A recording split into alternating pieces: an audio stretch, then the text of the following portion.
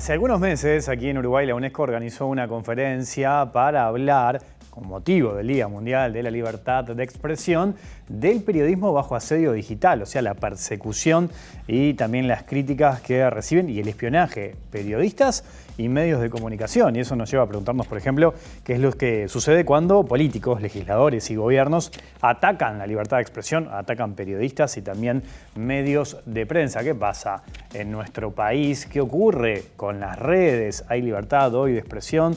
¿Cómo regulan, por ejemplo, los distintos medios, las empresas de internet y las redes sociales, lo que allí se dice? Las fake news, las noticias falsas y todo el mundo que circula alrededor de internet. ¿Qué pasa en el Uruguay?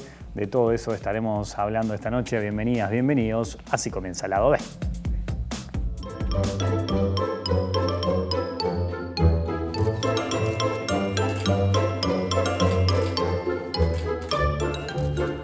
¿Te podemos hacer unas preguntitas? Sí. ¿Puedes pasar? ¿Nos puedes atender un momentito? Te estábamos esperando. ¿Te puedes sentar, por favor?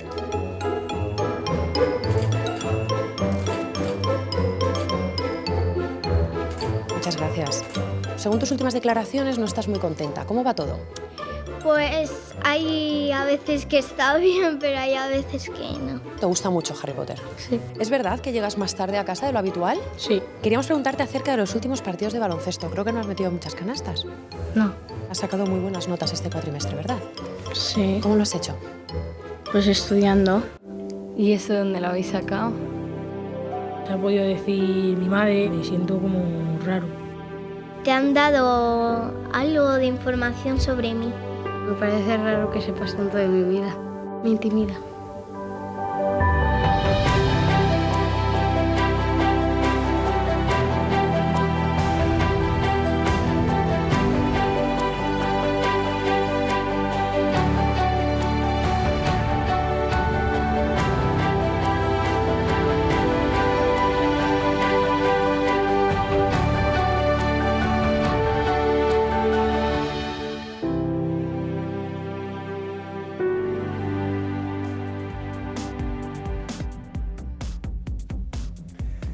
Lo que publicamos en internet, nuestros datos también es todo un tema, lo reflejaba recién ese tape disparador que compartíamos con ustedes. De todo esto estaremos hablando esta noche aquí en Lado B, en la pantalla de TV Ciudad, con Raúl Echeverría, que es el director ejecutivo de la Asociación Latinoamericana de Internet, la ALAI. Raúl, gracias por acompañarnos. Bienvenido a Lado B, ¿cómo estás? Muy bien, muchas gracias por la invitación. Bueno, para explicarle un poco a la gente, ¿qué es la ALAI? ALAI es una asociación de empresas de Internet, empresas que nosotros le llamamos nativas de Internet. Nuestros asociados son las ramas latinoamericanas de las principales empresas globales de Internet y también las principales empresas latinoamericanas. Y trabajamos por la promoción del desarrollo digital en la región, basado en un conjunto de principios que son públicos y también hacemos un seguimiento cotidiano del desarrollo de políticas en toda la región para tratar de que los marcos de políticas públicas sean los más adecuados para favorecer el desarrollo de la economía digital, el desarrollo digital y también del sector. ¿Qué empresas, por ejemplo, para que la gente lo tenga claro, están detrás? Bueno, tenemos empresas como Mercado Libre, Google, Despegar, Meta, Airbnb, no sé, me voy a olvidar de algunas. Bien. Sí. Recién mencionaba en la introducción, ¿no? Esta conferencia de la UNESCO hace un tiempo. Periodismo bajo asedio digital, es como un título bastante fuerte e interesante que da como para indagar. ¿Ustedes cómo lo ven esa definición, por ejemplo, porque los involucra? Bien, interesante la pregunta porque no era el título original era otro, era Periodismo bajo vigilancia, creo, algo así. A último momento se cambió. No voy a decir que no me parece que haya sido el mejor título de la conferencia, así se lo hicimos saber a UNESCO, pero igual participamos activamente. Me parece que está bien plantearse o sea, el asedio del periodismo no tiene nada que ver con lo digital, el asedio es más bien bastante físico, ¿no? O sea, es bastante bien identificable, ¿no? O sea, los medios son digitales, pero las fuentes del asedio no tienen nada que ver con lo digital, ¿no? O sea que ustedes dicen que detrás de lo digital hay una persona que es la que está haciendo... Digo, cuando uno ve la cantidad de muertes de periodistas en México o algo, tienen una explicación que no tiene que ver con lo digital, o o la criminalización del periodismo, como te decía, la cantidad de periodistas en algunos países de América Central que han ido presos o que están de alguna manera limitados en su libertad de expresión. Pero está bien, hay que discutir cuál es cuál es el rol de los medios digitales en todo este tema y cómo utilizar los medios digitales para mejorar la capacidad de las personas de ejercer sus derechos y no que sea utilizado en detrimento de ellos, ¿no? Claro, ahora también es cierto que algunos legisladores, gobernantes, presidentes, lo que sea, hay muchos ejemplos de que utilizan, por ejemplo, redes sociales para criticar concretamente a un periodista o un medio de comunicación. Ahí se hace a través de una plataforma, ¿no? El medio digital. En ese sentido, ¿qué lectura tienen ustedes? Bueno, el año pasado, creo 2020, no el año pasado, la Corte Interamericana, la Comisión Interamericana de Derechos Humanos comenzó un proceso de consulta que tiene tres pilares. Uno de ellos es la alfabetización digital, otro la construcción de ciudadanía y la moderación de contenidos en Internet, la moderación de contenidos entre las plataformas. Lo interesante es en la resolución donde se crea, donde se hace el lanzamiento de este proceso, se hace énfasis en que el deterioro de la calidad del debate público en la región. El relator de libertad de expresión del sistema interamericano, Pedro Vaca, que ha estado aquí en Uruguay en más de una oportunidad, él siempre dice que no podemos esperar que la calidad del debate público sea buena en las redes si no es buena en la realidad. Entonces, digo, lo que deberíamos plantearnos, además de plantearnos también el rol de las redes, por supuesto, pero es cómo mejorar la calidad del debate público en general, ¿no? Y los actores públicos son los que tienen un rol más importante en ello, ¿no? Y en ese sentido, ¿cuál es el aporte, por ejemplo, de las empresas de Internet para, por ejemplo, erradicar las fake news, las noticias falsas, todo este tipo de cosas que estamos hablando, el asedio, la violencia? Las empresas de Internet, las plataformas, se mueven entre dos conjuntos de opinión, digamos, ¿no? Por un lado, las personas que piensan que tiene que haber mayor moderación de contenidos para limitar el discurso de odio, la discriminación, violencia digital, violencia de género digital. Entonces hay un conjunto de opinión que es las empresas tienen que hacer más cosas y hacerlas mejor para limitar más este tipo de contenidos nocivos, para que las redes sean un lugar mejor, más saludable desde el punto de vista digital. Por otro lado, hay otro conjunto de opinión que es el de las redes, las plataformas no tienen que hacer moderación de contenido porque eso afecta a la libertad de expresión. En realidad, lo primero también afecta a la libertad de expresión, porque si tú permitís que haya más discurso de odio, más discurso, más violencia, eso también elimina el diálogo real, o sea, el valor del diálogo digital. Entonces, las plataformas se mueven entre esos conjuntos y la forma de hacerlo es a través de la definición de reglas comunitarias, o sea, de reglas de moderación de contenido propias que son públicas. Entonces, cada plataforma tiene sus reglas que difieren, porque también difieren los tipos de servicios que dan las plataformas, y en base a esas reglas que son conocidas, se puede tomar decisiones que tienen que ser luego transparentadas de manera de decir, bueno, qué decisiones se tomaron, por qué, cuántas, ¿no? Para que la gente tenga acceso a esa información. Siempre hay una discusión que es sobre el nivel de transparencia, si la transparencia es adecuada, si tiene que haber más. Y ahí yo diría que hay dos tipos de brechas. Una brecha que es una brecha de información y otra de expectativas. Una brecha que es de expectativas porque nunca vamos a tener todos el mismo concepto de qué es la transparencia o cuál debe ser el nivel de transparencia. Entonces, siempre va a haber gente que piense que debe haber más transparencia sobre determinados procesos o hechos.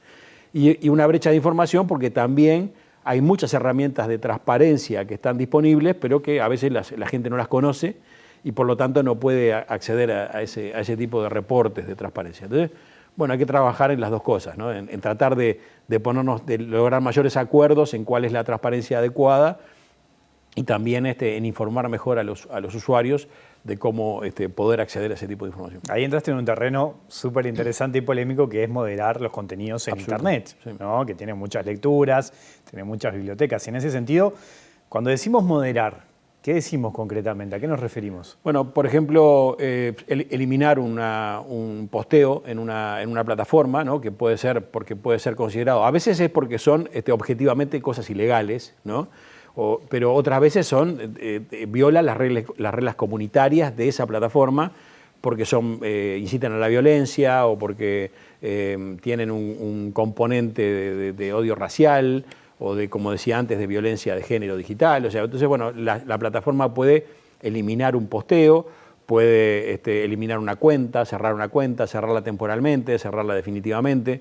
Entonces, bueno, hubo casos muy notorios, por ejemplo, cuando el levantamiento aquel en el Capitolio, donde algunas plataformas tomaron decisiones sobre las cuentas del presidente Trump. En aquel momento presidente Trump.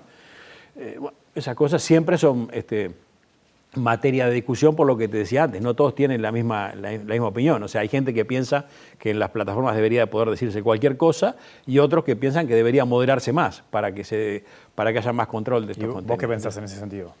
Yo creo que estamos en un buen camino, que estamos aprendiendo todos los días, que las reglas, el camino de las reglas comunitarias es bueno y que siempre tenemos que seguir discutiendo, y es un poco el diálogo que ha generado la Relatoría de Libertad de Expresión de la OEA, es decir, cuáles son los mecanismos de moderación, cuáles deben ser las reglas de apelación, cuáles son los niveles de transparencia que debe haber al respecto. Y eso es algo que nunca va a terminar, o sea, siempre vamos a estar tratando de mejorar en eso. O sea, es difícil definir un criterio de moderación, porque ahí hay mucha polémica, ¿no? Sí. ¿Cuáles son los elementos que se tienen en cuenta a la hora de moderar un contenido, levantarlo, censurarlo, lo que sea? Hay, por ejemplo, también plataformas que se dedican a chequear la información, pero también hay desconfianza sobre eso. Absolutamente, sí. A mí me parece que es una buena solución el chequeo de información, me parece que es muy bueno.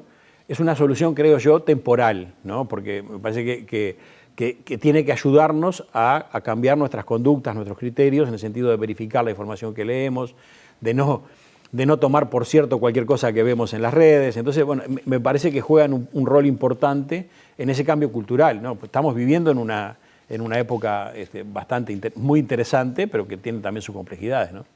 Bueno, por ejemplo, la inteligencia artificial. Hoy podemos inventar todo, una foto, ponernos en un lugar en el que nunca estuvimos, ponerle voz a una persona, cómo se toma en cuenta y cuánto condiciona esto, por ejemplo, la charla que estamos teniendo a la hora de controlar qué es verdadero y qué no. Bueno, hay cosas que te invito a que las hablemos con más tiempo. Pero sí, bueno, todo el tiempo se está revisando eso, ¿no? Y también hay muchas discusiones sobre el uso ético de la inteligencia artificial, de cuáles deben ser las reglas de las regulaciones, si es necesario, qué tipo de cosas. Es el mundo constante y nosotros participamos proactivamente y de una manera muy constructiva en todo ese debate, ¿no? En ese sentido, por ejemplo, ¿cuál es el aporte? ¿Qué es lo que piensan ustedes en ese debate? Bueno, hay una discusión, siempre hay una discusión que está muy presente en toda la región en este momento, es qué tipo de transparencia debe haber, por ejemplo, algorítmica, sobre las decisiones que son tomadas sobre un tratamiento automatizado de datos. Nosotros aportamos evidencia, aportamos también la experiencia de dónde hay incidencia y dónde no hay, ¿no? Entonces, una cosa es, y además cuáles deben ser los umbrales a partir de los cuales debemos preocuparnos. No es lo mismo una decisión automatizada para decidir, valga la redundancia, qué combo de hamburguesa te voy a ofrecer a ti porque conozco tu experiencia como cliente de mi negocio, o tomar una decisión que va a tener implicancias jurídicas o de vida para ti, como puede ser, por ejemplo, qué posición va a tener una persona en una lista de receptores de órganos, por ejemplo, para futuros donantes. Entonces, bueno, no se puede generalizar, es ese tipo de discusiones que hay que tener, explicar cómo funcionan las cosas, abrir también la mente al debate, entender las expectativas y los planteos de otros y llegar a los máximos acuerdos que se puedan lograr, ¿no? Recién hablábamos de los ataques de dirigentes políticos a periodistas, a medios de comunicación. Pasa en todo el mundo, pasa en Uruguay, acá tenemos todo el tiempo, hay muchos ejemplos, algunos recientes. ¿Ustedes han mantenido contacto, por ejemplo, con el sistema político, con dirigentes, planteando distintas inquietudes que nacen desde la asociación? Sí, tenemos en todos los países de la región, nosotros trabajamos a nivel regional y tenemos, sí, habitualmente, y sí hablamos de estos temas, entre muchos otros. Ahí creo que, como decía antes, y me parece que ese es el camino que tomaba la Relatoría de la Libertad de Expresión y la Comisión Interamericana de Derechos Humanos, hace falta también un debate de cómo mejorar la calidad del debate público en general, ¿no? O sea, me parece que hay una responsabilidad muy grande de los dirigentes, de las personas públicas, no solo de los dirigentes, de los que tienen exposición pública en general, y es un debate necesario, ¿no? Creo que todos tenemos que contribuir a eso, cada uno sabe cuánto contribuye o cuánto contribuye en sentido contrario, ¿no? Eso ya es materia más opinable. ¿Y hay como buena disposición del sistema político, al menos acá en Uruguay, en el sentido de poder conversar sobre este tema? Antes de las elecciones, de las últimas elecciones, se llegó a un acuerdo, se firmó un pacto, una discusión donde tuvo una participación muy activa en la Asociación de la Prensa del Uruguay, donde UNESCO también contribuyó, organizaciones de la sociedad civil, los partidos políticos luego todos firmaron ciertas declaraciones y documentos. Es un buen camino, me parece que es una buena base. Luego, siempre después, muchos incluso de los firmantes quedan desconformes por las actitudes de algunos de sus pares, ¿no? Debería haber más discusión objetiva sobre esos temas. Objetiva, bueno, es difícil de definir qué es objetiva. Debería haber más discusión abierta y más autocrítica de todos los actores. Hablando de política, ¿no? En esta rendición de cuentas, en la discusión en diputados se eliminaron 2 artículos referidos al bloqueo de transmisiones ilegales en Internet.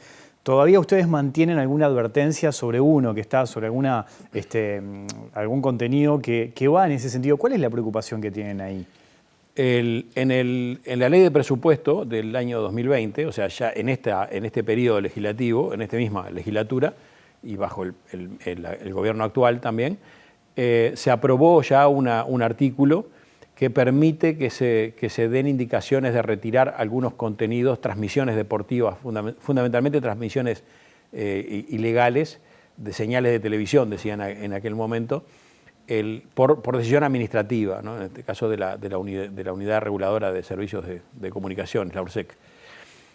Eso ya es un poco cuestionable, o sea, en aquel momento creo que lo que se aprobó fue bastante mejor que lo que se había discutido originalmente. Uno pretendería que los contenidos sean eliminados de Internet solamente a través de decisiones judiciales y a través del debido proceso, donde las partes tengan la oportunidad de defenderse o de apelar.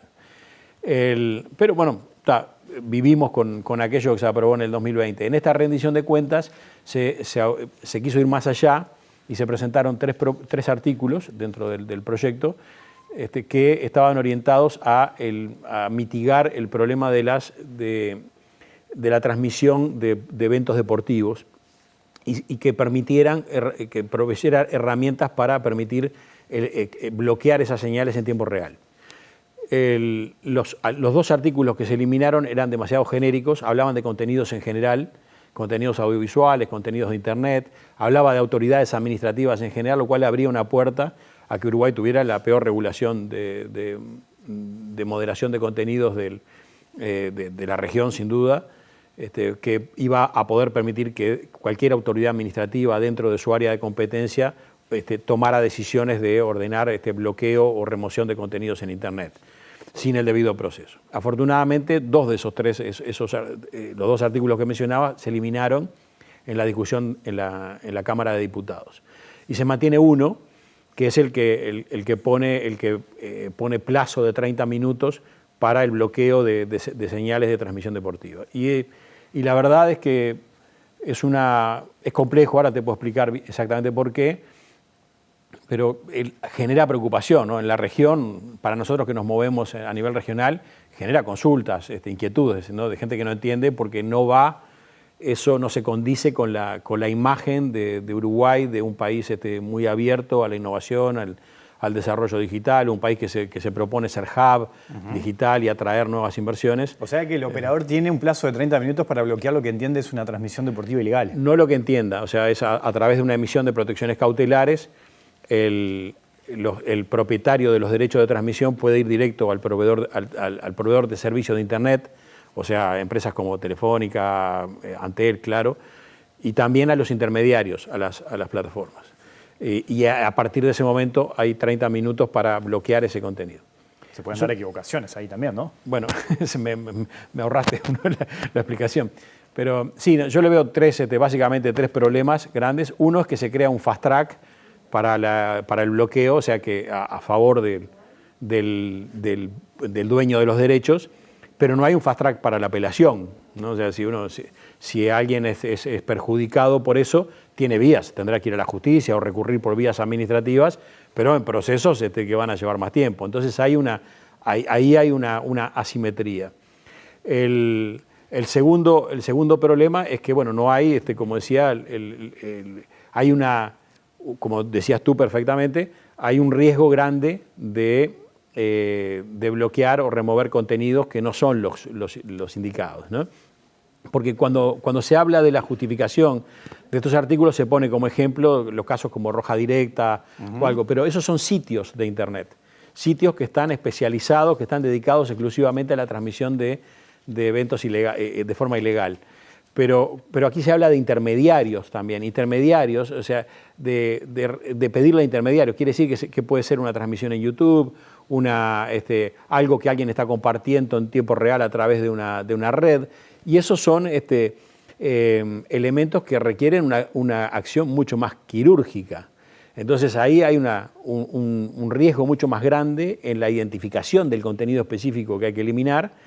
Y hay también, por la premura del tiempo, una posibilidad de que los distintos operadores, tanto de servicios de Internet como los de plataformas, tomen decisiones diferentes, con lo cual podría darse que en Internet haya comportamientos distintos, creando lo que se llama la fragmentación de Internet. ¿Y el tercer problema, según ustedes, cuál es? El tercero es que para que no hay no se agrega una adecuada limitación de responsabilidad de los intermediarios. O sea, tú le estás pidiendo a los intermediarios que tomen decisiones que son muy complejas, que las cumplan en 30 minutos con un riesgo muy grande. O sea, hay riesgos desde el punto de vista de libertad de expresión, de la eliminación de contenidos que van más allá de los que se quieren borrar, y el tercero es que la responsabilidad que el intermediario va a asumir tácitamente por los errores que pueda cometer, ¿no?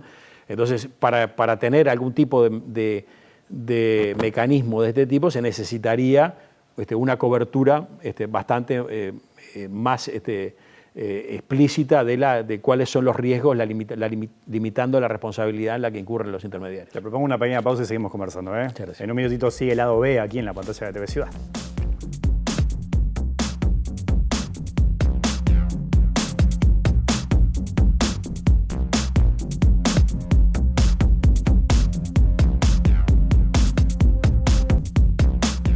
En vivo aquí en Lado B en la pantalla de TV Ciudad conversando con Raúl Echeverría. Recién hablábamos de esta iniciativa que está en rendición de cuentas, de estos dos artículos que se modificaron, sobre el bloqueo a transmisiones ilegales deportivas de Internet. ¿Cuál es la solución para ustedes? Bueno, para nosotros la solución no es más regulación, que además esta regulación que se propone no necesariamente va a obtener los beneficios que se buscan. Nosotros creemos que no. Y que el riesgo, como contraparte, el riesgo que se asume es demasiado grande. La solución es más cooperación entre los actores. Las plataformas ya tienen mecanismos para cooperar con los propietarios de los derechos. Funciona muy bien en muchos países. Funciona muy bien en España, que es uno de los países que se ha mencionado por parte de los que defienden este artículo. La Liga de España trabaja de forma muy coordinada con las plataformas y da resultados muy positivos. O sea, no hace falta más regulación, sino más cooperación. Lo hemos planteado, en el gobierno ha habido apertura, ha habido mucho diálogo. ¿Han tenido contacto con el gobierno en ese sentido? Bastante, y ha habido diálogo. Creo que las puertas siguen abiertas, seguimos siendo optimistas, vamos a seguir insistiendo en el Senado con algunos cambios. Lo mejor es que se elimine este artículo, y si no hubiera alternativa, trataríamos de proveer algunos textos como adicionales o alternativos a lo que se está promoviendo. Veremos a ver qué podemos llegar, pero esta solución es mala y se ve con bastante incertidumbre o sorpresa fuera del país. Raúl, te agradezco mucho tu visita y tu tiempo aquí en Muchas la gracias a ustedes. Hasta la próxima. Nosotros nos vamos, en minutos se viene la letra chica, volvemos en vivo, mañana a las 20 horas. Que pasen bien, chau.